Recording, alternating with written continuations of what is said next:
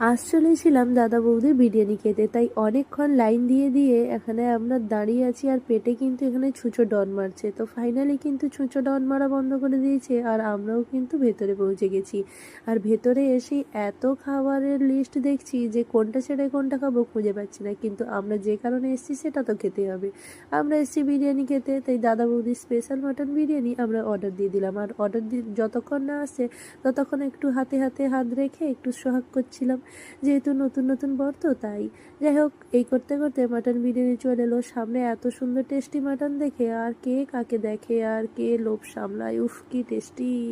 তো দেখতে পাচ্ছ কত সুন্দর একটা চর্বির পিস দিয়েছে, আহা, মানে জাস্ট ওয়াও লাগছিল। আর সঙ্গে দেখো এখানে একটা চিকেন চাপও নিয়ে নেওয়া হয়েছে, আর হয়েছে এখানে গ্রিন চাটনি দিয়েছে সঙ্গে। এর বড় ভিডিও আমি নিচে অ্যাটাচ করে দিয়েছি। আর আমি বিরিয়ানি খেতে থাকি, তোমরা তখন চ্যানেলটিকে সাবস্ক্রাইব করো।